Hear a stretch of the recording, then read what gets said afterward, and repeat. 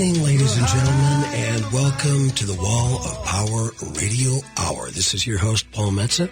I have a great guest on tonight that I've been trying to get on the show for quite some time, but she's a very busy lady. Miss Katie Vernon is a songstress and an amazing ukulele player. And she is actually on Facebook Live. She's playing tonight with Dan Israel at the Hook and Ladder, which is on Minnehaha and Lake Street. She opens the show at 7:30, and Dan's got a great new record out called Social Media Anxiety Disorder. So he will have his band and be playing with that. So without any further ado, I would like to welcome Miss Katie Vernon. Hi, thanks for having me. Yes, well, we've been juggling schedules and things. Well, you're very busy too, so. I am busy and much more disorganized than you are.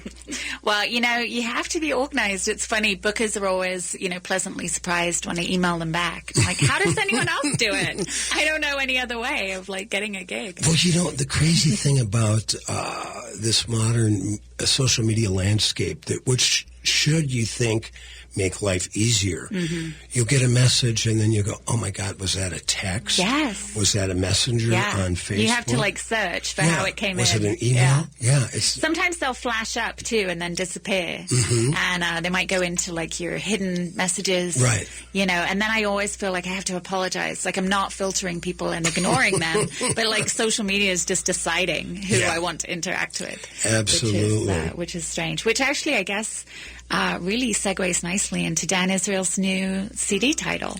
I think we all have some social media anxiety. Yes, and we all do. Absolutely. And I waste too much of my life away on Twitter, but I don't have a television, so that's how I kind of keep up with the modern world, as crazy as it is. Yeah, me too. I really enjoy Twitter actually as a news source. Mm-hmm. And a lot of people say, why do you use Twitter? What do you even do on it? And I think if you're looking for Twitter to just amplify your own voice, that's definitely not the right way to use it. I think it's very different from other platforms. For me, it's just really a way of keeping track of things in real time. Well, the thing I like about Twitter is you have people out there kind of curating articles for you, in a way, people you trust. I am going to have Charlie Pierce on next week on the Wall of Power Radio Hour. He's been on 5 times. We call him his episodes Checkpoint Charlie. He's an amazing liberal blogger. He writes for Esquire.com. I'll have to look him up. And he's follow him on Twitter. You'll love it. He's got 100,000 followers. But he's also on MSNBC and CNN. But a really funny guy. But I don't think there's any more astute political writer that I can think of than Charlie Pierce. Cool. Yeah, look him up. I mean, that's what I really love about Twitter is just following people and getting news right away. Plus, occasionally you get those really cool dog and cat videos. Oh, yeah, of course. Definitely. Always. And the memes, they're all good. All the memes are good. You put out a great record that's gotten phenomenal reviews this past spring called Suit of Hearts. Yes. Yeah. Was this tied in with your trip back to the UK? Yeah, it was. I mean, it was kind of all kind of a big circle, basically, of getting to a point in my life where I realized I had some addiction and mental health issues. And, realized is such a nice way to put it. Right. I really was having a tough time. And I decided to quit drinking and just start kind of taking care of myself more. And then that really kind of ballooned into walking away from a job that was very kind of toxic for me, and taking a risk on just diving into music full time. And what really kicked that off for me was doing a 6-week tour of the UK. Where you were born. Where I was born, so it was really a homecoming. I applied. I was encouraged to apply for a big ukulele festival, and I thought, well, I live overseas, right. And I thought, I don't even know how to begin. And so a friend was like, "You apply online. That's how you begin." Right. So I did. I threw my hat in the ring, and I was accepted to not one but 2 big ukulele fests, and they were 6 weeks apart. And my husband knew I'd been through a tough time. emotionally and kind of physically that year. And so he was just like, just go. Nice. Just go for 6 weeks. You'll figure it out. You'll play music. And so I did. I just And you'll have a lot of alone time. I'll have a lot of alone time, which was scary, actually. I mean, as a newly sober person, I thought, being alone in the UK, like, is that a good idea? And there was Yeah, because there's no pubs there. Oh, gosh. And, you know, it's not even just pubs. It's like even the convenience stores sell glasses of wine to go. Like, they have it next to, you know, like a pack of gum. Sure. They have a pre-filled wine glass, like, at the checkout. Yeah, of course it's at the checkout. Yeah, right there. And so it was scary, but I just thought, you know, I just want to dive in, do this, see what comes of it. And I've really never had any alone time. I got married at 21.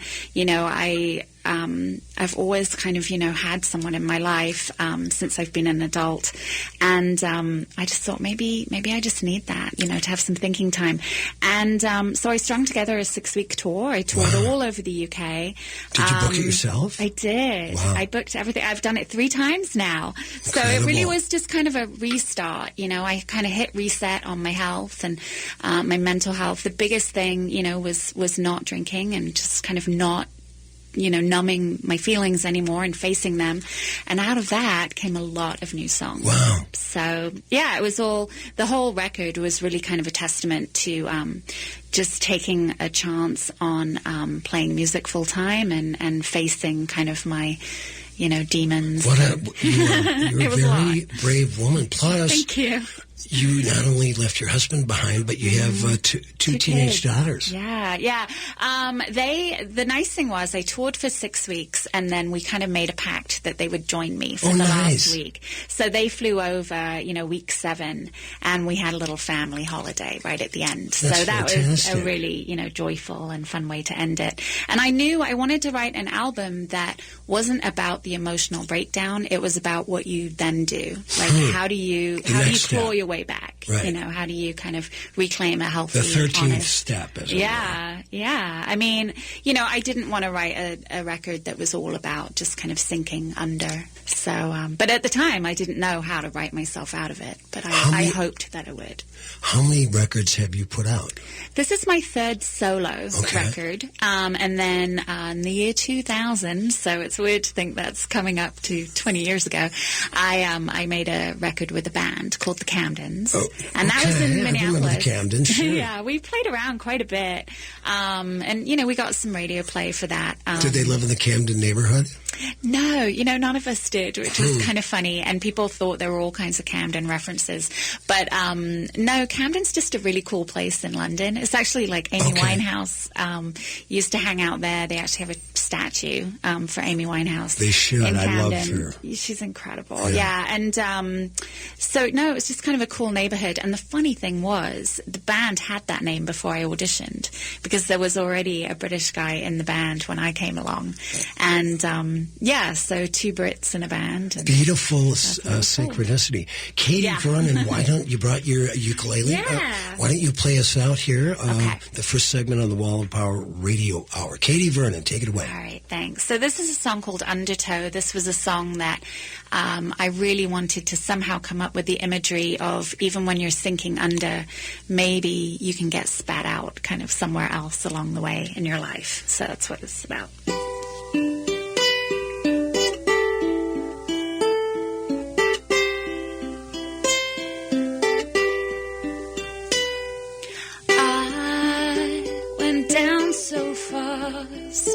I didn't know I was in the undertow, fighting so hard. The only way out is by letting go.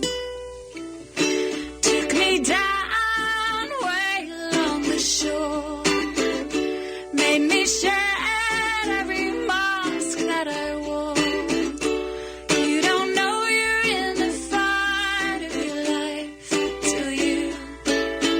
No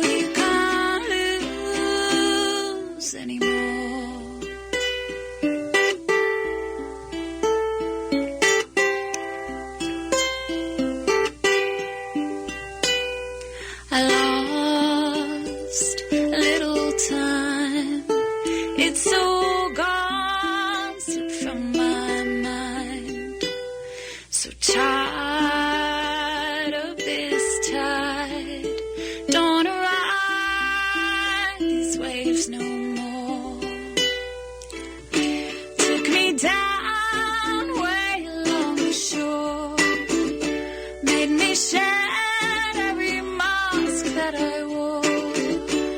You don't know you're in the fiery life till you know you can't lose anymore.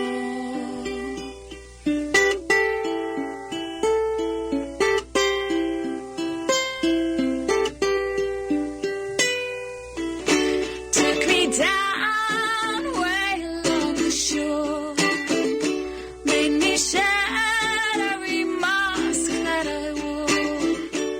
You don't know you're in the fiery life till you know you can't lose anymore.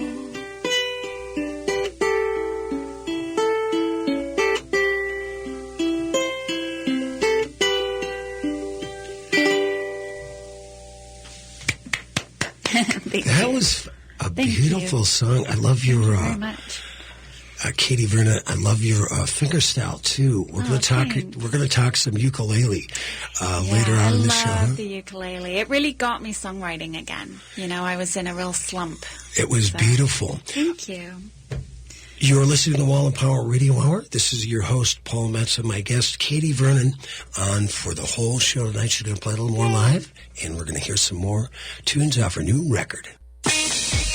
The number one source of the Twin Cities gay scene is all digital. Follow Twin Cities Gay Scene on Facebook and Twitter. Sign up for the Scene Shot email blast for weekly updates and chances to win great prizes. No app is needed to view the bi-weekly web editions of Scene. It's GLBTQ media for the mobile generation. Find it all at TwinCitiesGayScene.com. That's TwinCitiesGayScene.com. This is New Beginnings, hosted by award-winning broadcaster and speaker Freddie Bell. Freddie, this generation of the baby boomers, people are living longer, so the baby boomers are taking care of elderly parents. Let's talk about your health, and specifically, let's talk about Medicare.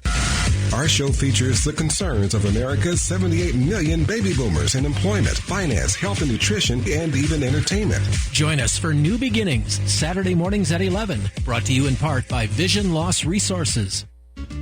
Supporting the best local and independently owned restaurants in the Twin Cities has never been easier. You'll find an expansive list of local dining options at eatlocalminnesota.com, from classic American comfort food to authentic flavors from around the world. Experience cozy fireside dining at the Downtowner Woodfire Grill in St. Paul, specializing in fresh seafood, fire-roasted meats, and pizzas, all cooked over an oak-burning fire, and salads and sandwiches, too. Join them for breakfast, lunch, and dinner 7 days a week.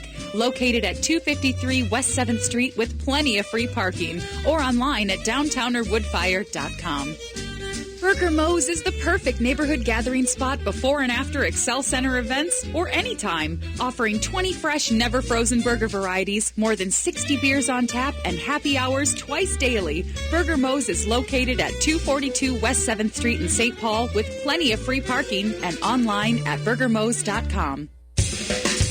The Fall St. Paul Art Crawl, presented by the St. Paul Art Collective, will be running the weekend of October 11th, 12th, and 13th. This is a must-do experience that you will love. The St. Paul Art Crawl showcases the diversity of art that St. Paul has to offer. By nurturing a vibrant arts community, the Art Crawl inspires artistic growth and fosters a creative exchange of ideas. Throughout the weekend, you'll have the chance to explore fabulous art while touring through local artist studios, lofts, and galleries. Hosting over 350 artists, up for purchase will be paintings, photography, pottery, sculpture, fiber arts, and more. And when you buy local art, you're providing to artists so that they may continue to create the art we love. The Metro Transit is supporting the local art community with a free transit pass for Saturday and Sunday.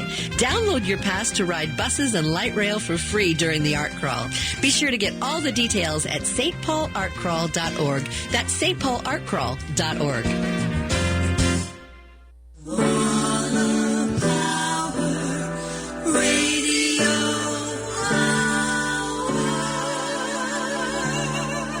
Welcome back to the Wall of Power Radio Hour. This is your host, Paul Metsa. My guest for the whole show tonight, songstress and ukuleleist extraordinaire, Katie Vernon. Is that a word, ukuleleist? It is now. I think it is. I feel like I've heard it before. Boy, that's a beautiful sounding ukulele. I don't think I've ever been this close to someone who's playing the ukulele. Oh.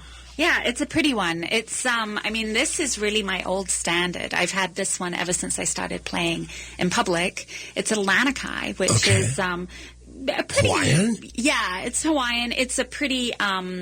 low level, they're very affordable. Mm-hmm. This one, even with full, kind of pickup and everything, was like $200. Wow, maybe? that's reasonable. I mean, for an instrument, is not that bad. And yeah, it's been pretty beaten up and taken around the world. The nice thing is you can put it in an overhead compartment. In an airplane. No, I'd never do that. Really? I always babysit it right on my lap. Okay, well that's you could technically do that. They fit under the seat even. Right. Okay. So, yeah. No, I've traveled very lovingly with this one.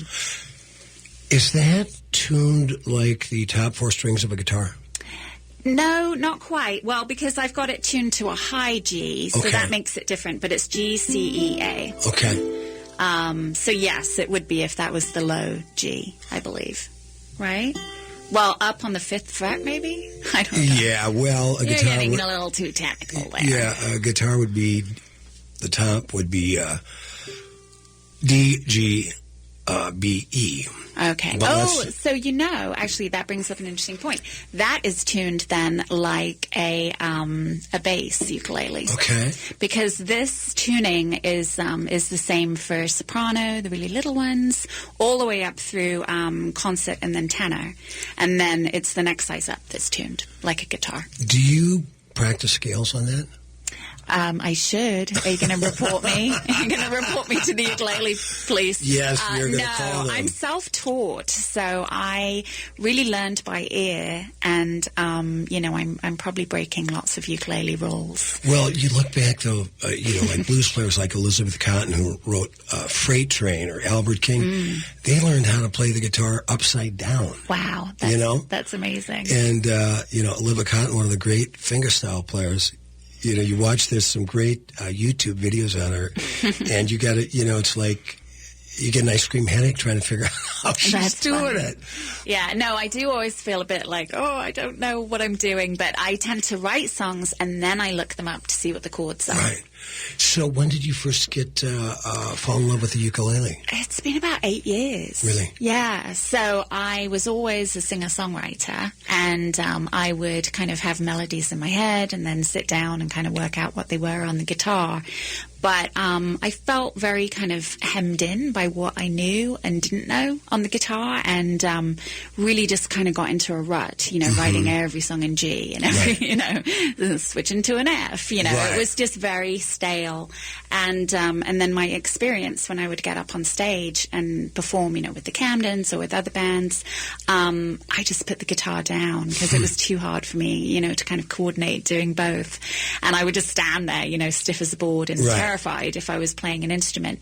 So I really was just a fun I can't person. get on stage without a guitar. Yeah, well, I feel that way now. I feel really naked without my ukulele, but for many, many years, I was just up there singing. And it was really only having writer's block for several years that made me kind of get curious about picking up a different instrument. Interesting. And, my husband even was like, well, you have a guitar, you never play. Why would you buy another instrument? And I just had a feeling that I might, noodle around on it more. And so I really picked it up as just an experiment to see if I could just teach myself some new tricks. Well, it's sure working. It did work. I mean, within a month I had, like 3 or 4 new songs. So, it really helped. Funny, Katie, the first time I came across you, I was, there was a guy who was a friend of mine at the time who belonged to the Minneapolis Club downtown. Oh, interesting. And he was 40-ish lawyer, financial advisor. Sounds about right. Yeah, and he had a nice car, and he belongs to the Minneapolis Club, and we came in, you were playing. It was just, I really loved it. So that was so weird. Well, I worked there for a while. Okay. Did you know that? Yeah, that's why I was there. I had a very busy, very serious job there. So, but I introduced a music series there. I kind of put my own stamp on a few things as well. You know what? is funny about that gentleman who shall remain homeless. He's in Leavenworth now for absconding with. I shouldn't laugh about it, with absconding with a lot of his clients' money. Whoa! So, which explains how he could afford the Minneapolis Club. Maybe off air, tell me who he is. Anyway, I don't work there anymore, so I can be a keeper of secrets. So, what places around town are you playing? I have a few things coming up. Let me see here. I'm doing all kinds of really random things because I do like playing in unusual places. So let me see what I've got coming up. I'm doing a house show soon. That is October 12th, and that is open to the public. So if you look up Katie Vernon House Show in Minneapolis, that's coming up on the 12th. And I'm sure it's on katievernon.com. katievernon.com. Yeah, I try to keep it very up to date. Then I'm doing a performance at the Royal Foundry Spirits, which is a somewhat new distillery, and it has a British theme. They've got like an old red phone box and stuff in there. Where's that located? Really nice. It's near International Marketplace, so it's kind of tucked away a bit. And that is coming up, and it's going to be like a maker's market with crafty cocktails and stuff. That's October 20th. And then a big show I'm really excited about is the same night, because that's a daytime thing. In the evening, Sunday, October 20th, I'm playing at the Cedar, opening for Robbie Fulks. So I'm really excited about I'm a big Robbie Fulks fan. Are you? Oh, yeah. Yeah, it was just confirmed, so I'm really excited. Congratulations. He's great. I've been really enjoying it. He is a phenomenal guitar player. Which is why I won't be playing guitar that night. That's another thing about the ukulele. There's less... there's a little less bravado about it. You know, it's a very humble little instrument. A friend of mine early on was like, I just think of it as a percussion instrument, which I thought was really strange for him to say, because obviously it's stringed. But I play it a lot like that. I'm just kind of bumping along. Obviously the one I fingerpicked has a different feel, but it's there to cushion and accompany my voice. And I've always been a singer, and so it's less intimidating for me to play an instrument that I feel is just there to kind of add support to my voice rather than taking the lead. You do an incredible job. Thank you. We've got Katie Vernon on the Wall of Power Radio Hour. We are going to listen to the title track of her record called Suit of Hearts, and the song is called, naturally, Suit of Hearts. Katie's on for the whole show tonight, so stick around.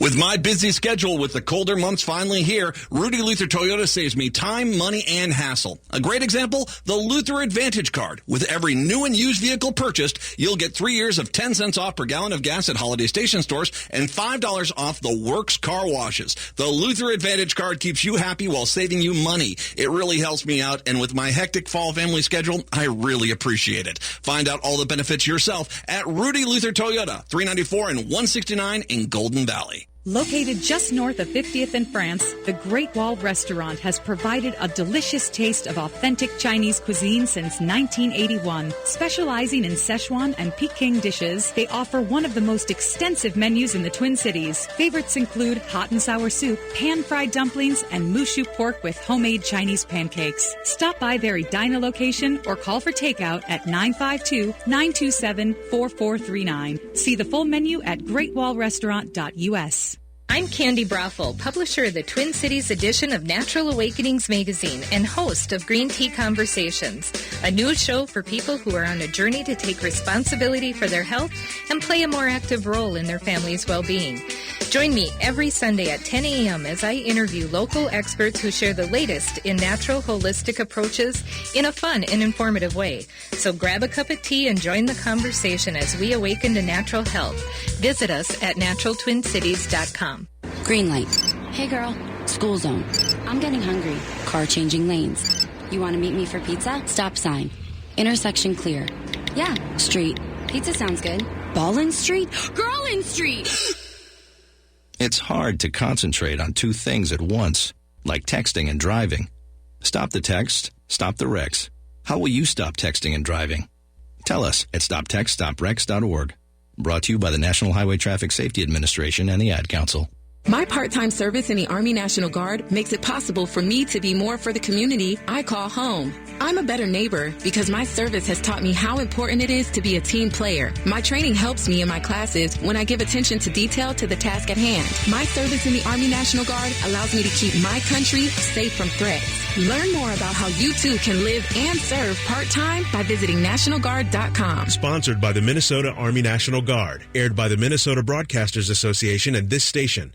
Seward Co-op, serving the community for nearly 45 years, invites you to shop their two convenient locations, both offering the strong commitment to local producers and healthy foods you've come to expect. Seward focuses on locally grown and raised products, fair trade, and environmental sustainability. Shop their selection of meats, artisan cheeses, and house-made baked goods. Find Seward at 2823 East Franklin Avenue or the Friendship Store on 38th Street and 3rd Avenue in Minneapolis. More at seward.coop. With your AM 950 weather, this is Eric Nelson. Tonight, rain continues with up to an inch of rain possible with a low around 46. Sunday, cloudy with a high of 59 and a low around 43. Monday will be sunny with a high of 60 and a low around 47. Ferndale Market is a third-generation family-owned turkey farm. Started in 1939, they are proud to still bear founder Fern Peterson's name. You can find their turkeys all over Minnesota in local grocery stores. Check out what makes them different at ferndalemarket.com. Welcome back to the Wall of Power Radio Hour. This is your host, Paul Mensa. My guest for the whole show tonight, songwriter and ukulele player, Katie Vernon. Katie's going to grace us with a live performance of what song right now, Katie? I'm going to do a song called Home, and it's pretty much about going back home, going back to Britain and feeling like it's not my home anymore, but it kind of is. So that's what the song's about. Take it away.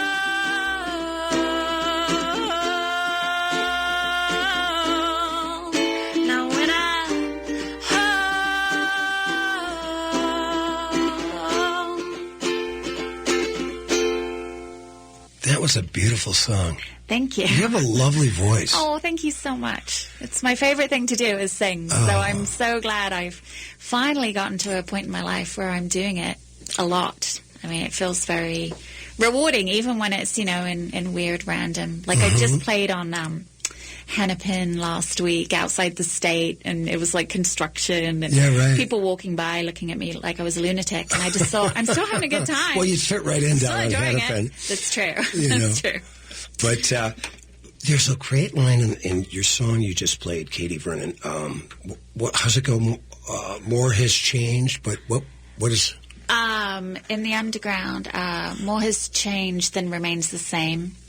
It's funny. I have a song called Virginia. It kind of has some images from my hometown of Virginia, Minnesota, and then some other stuff about this imaginary woman.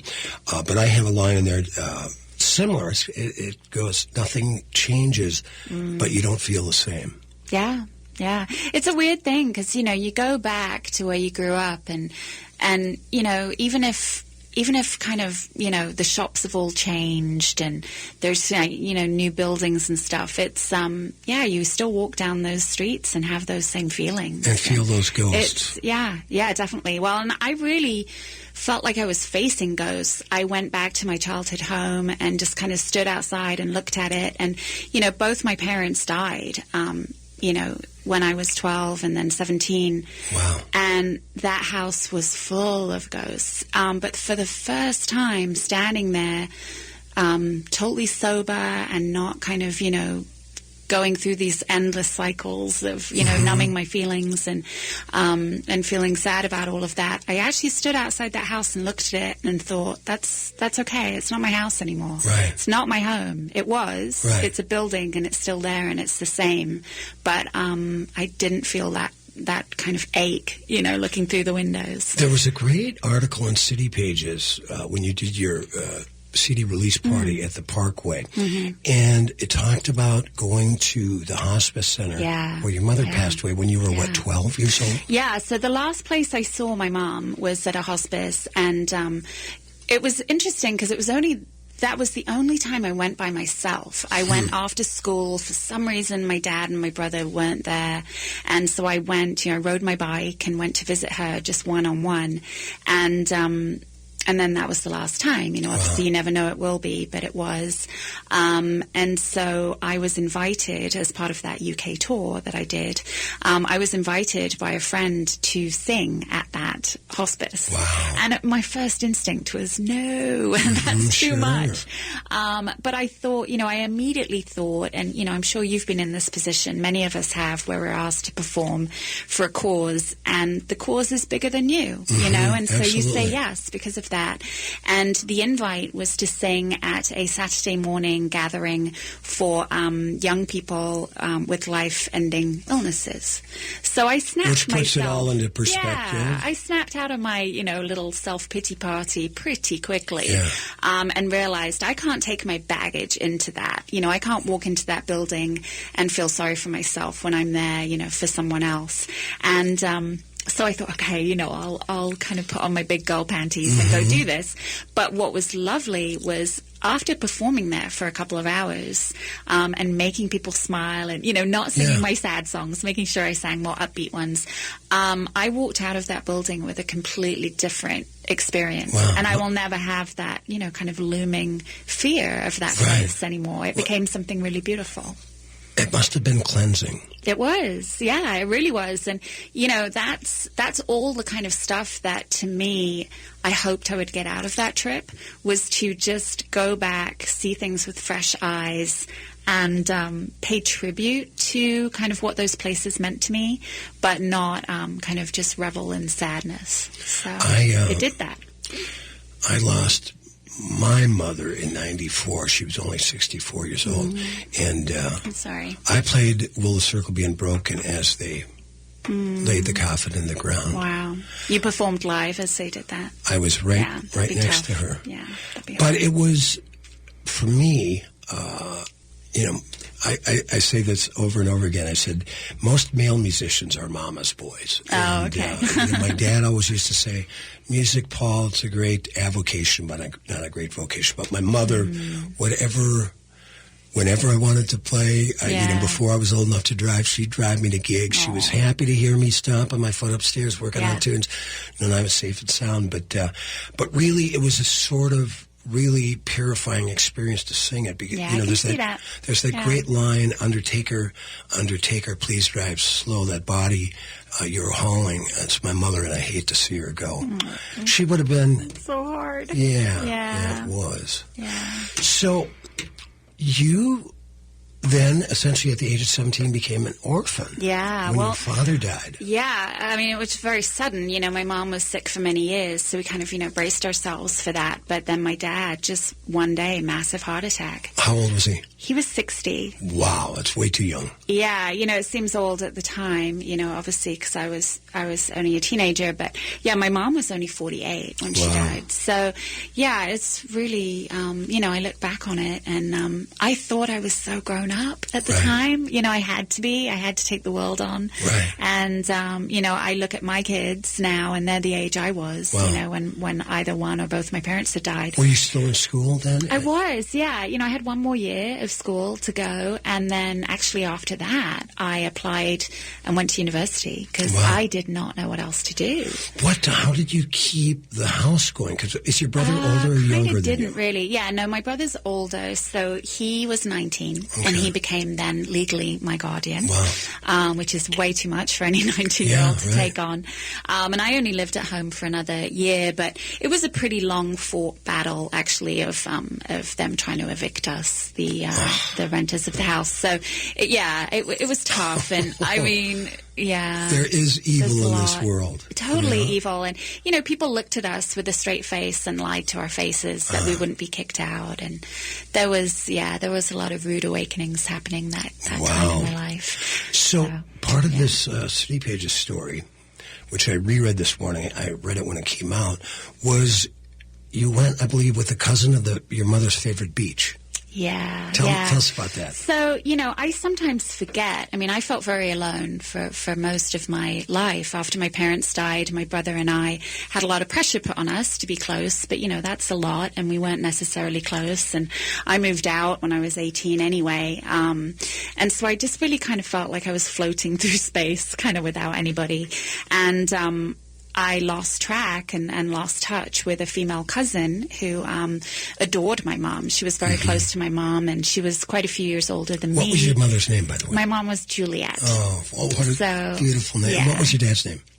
Roy. Right. Well, actually, what's funny is his first name's David. Roy was his middle name, but he grew up in Wales, and every kid was called David, because that's St. David is the Welsh patron saint. Okay. So he had to go with Royston, which was his middle name. Well, Roy and Juliet, that's got a nice ring to it. Yeah, it has a good ring to it, yeah. And so my cousin Debbie, we hadn't seen each other in 25 years or something, and she found me on Facebook, so Facebook can be a really good thing. She tracked me down, and so I visited her, and it was actually the day after I sang at the hospice. I took a train to Swansea, and I'd spent a lot of time there as a kid, and met up with my cousin. And that day, so it was less than 24 hours after kind of being at, the last place in my mom's life, she took me on a tour of my mom's kind of upbringing, the house that she lived in, the places she played, and we walked along my mom's favorite beaches. And that's when I looked up at the Welsh cliffs, and I just thought, I'm part of something. I do come from a line of women.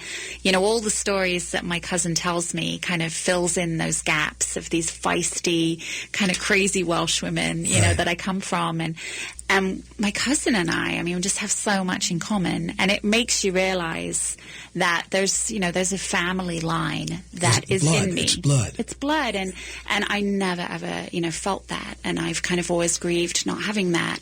And then the beautiful thing is I can see that in my girls too. I look at my girls, and they're so much like my mom, and it's a beautiful thing. That's the circle of life, right there. This is so You know, it's so wonderful to get to know somebody for the first time, and you being so open with your There's story. nothing to hide. Yeah, well, no reason to. Yeah. But I have actually, I'm putting on a record in November sometime from a session I did 96. I just lost my mom in 94. Yeah. Okay. I lost my sister-in-law in 96. I was still grieving over the loss of I lost the love of my life to I wasn't paying attention. But anyway, I wrote a song, and it was the first time I recorded, called Walking in a Woman's World. And I'll get it to you. Yeah, I want to hear that. You might be interested in playing it. Yeah. I've got Katie Vernon on. This has been such an enjoyable conversation, and we have one more set left. Yeah. We're going to listen to her disco tune off her record, Yes. Seat of Hearts. You listen to the Wall of Power Radio Hour. This is Paul Metsa. We'll be back in just a little bit. The number one source of the Twin Cities gay scene is all digital. Follow Twin Cities Gay Scene on Facebook and Twitter. Sign up for the Scene Shot email blast for weekly updates and chances to win great prizes. No app is needed to view the bi-weekly web editions of Scene. It's GLBTQ media for the mobile generation. Find it all at TwinCitiesGayScene.com. That's TwinCitiesGayScene.com. What if we lived in a world where trauma was seen as an accepted, inevitable experience and not a pathological anomaly? What if healing and reversing trauma was the key to obtaining the joy and fulfillment that every human deserves? On Monday, October 7th, join the University of Minnesota for a lecture and discussion on The Transformation, Discovering Wholeness and Healing After Trauma by Dr. James S. Gordon. As a world-recognized authority on post-traumatic stress, Dr. Gordon will be presenting the first comprehensive evidence-based program for reversing the psychological and biological damage caused by trauma. In The Transformation, Dr. Gordon delivers an inviting narrative that allows readers to easily use his step-by-step evidence-based program to reverse the psychological and biological damage that trauma causes and to restore their hope and heal themselves. The cost for the lecture is $10 and includes a copy of The Transformation, Discovering Wholeness and Healing After Trauma. There will be a book signing and reception after the lecture. Space is limited. Register now at csh.umn.edu. Hi, it's Tom Hartman. You know, Continental Diamond is special for a lot of reasons. The owners are Jimmy and Helene Pessis, a husband and wife team who had a dream to open their own store more than 30 years ago. They've built a business that is the gold standard. The readers of Minnesota Bride magazine have named Continental Diamond the best jeweler for the last 7 years. Why? Amazing, friendly, no-pressure customer service, a selection of fine diamonds and design jewelry unlike anywhere else, and the fresh-baked chocolate chip cookies are pretty great, too. Continental Diamond in St. Louis Park and at ContinentalDiamond.com.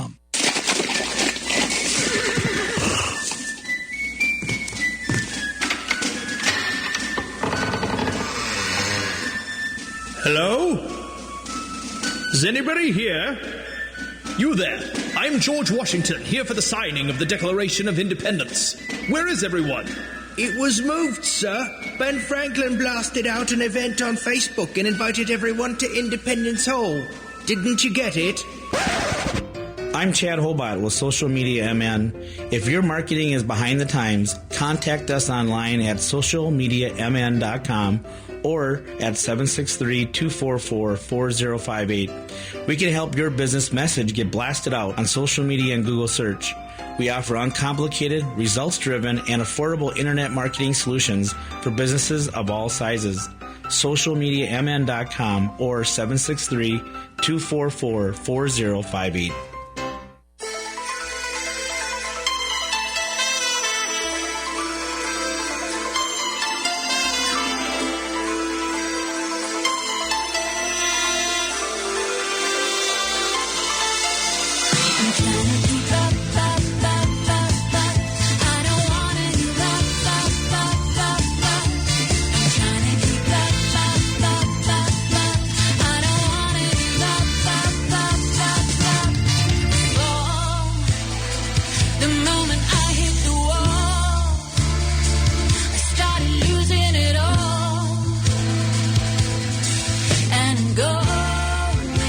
Welcome back to the last set of the Wall of Power Radio Hour.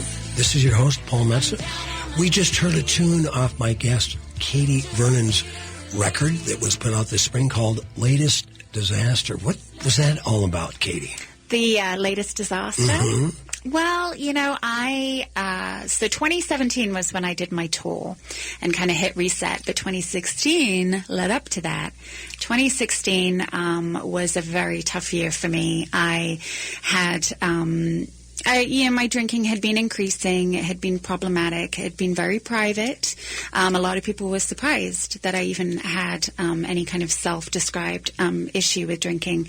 But it was just kind of one too many lost nights and waking up the next morning and feeling regretful and stupid and, kind of all those things that you can feel. And with the added responsibility of being a mother. Yeah, and I think that's a real taboo. You know, I think that there's the wine industry especially have really found their niche targeting to, kind of bored stay-at-home moms and, book clubs with drinks and cocktails with girlfriends. And I'm not blaming any external force, but it's very normalized in our culture to drink, kind of earlier in the day. And I had a lot of kind of mental health and grief and other issues that I wasn't facing because I was just kind of numbing myself. So for whatever reason, multiple reasons, my drinking was increasing. And so I thought, all right, I'll stop. This time I'll stop. And so kind of cold turkey, I just quit. And for a month or so, that was working for me. Then I realized that I probably needed, a bit more help and some support around that. But then at the same time, I broke my phone, I broke my toe, I broke my car. It was just like every time I left the house.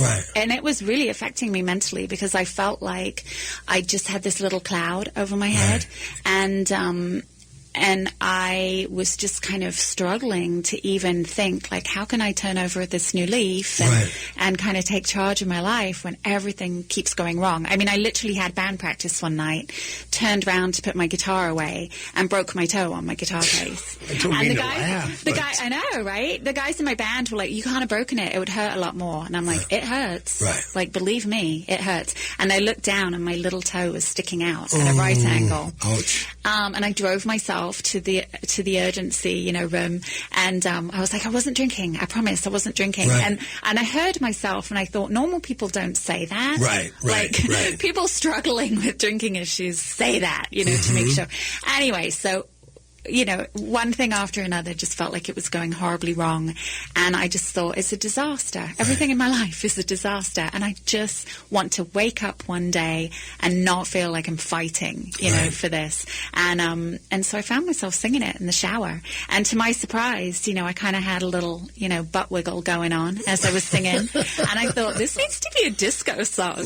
And I liked the idea of taking a very challenging time in my life and making a disco anthem. Out of it. And I will also let your listeners know, I'm in an ABBA cover band. I started that the fall of 2016. And I play the role of Agnetha. And I love singing those ABBA songs. And that was part of my kind of mental health reset as well, which was to just get out there and sing fun music. What's the name of the band? We're called Absolutely Fab. I love it. And we'll look for a very fun gig announcement coming, I believe, next week. We will be playing at the Parkway in November. Beautiful. And I won't say anything more, but look on the Parkway's page in the next, week or so.